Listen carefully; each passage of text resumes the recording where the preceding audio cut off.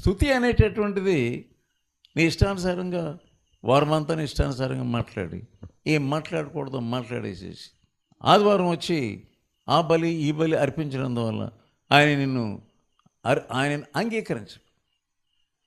ఆయనకు ముందు స్తుతి చెల్లించు. అది కూడా బలి లాంటిది, అది కూడా అర్పణ లాంటిది.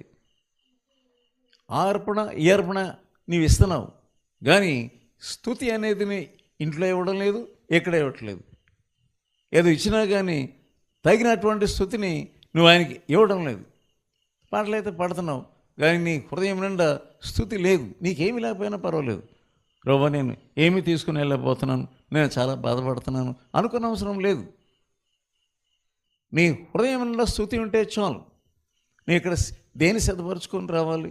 స్తుతిని సిద్ధపరచుకొని రావాలి. అంతే.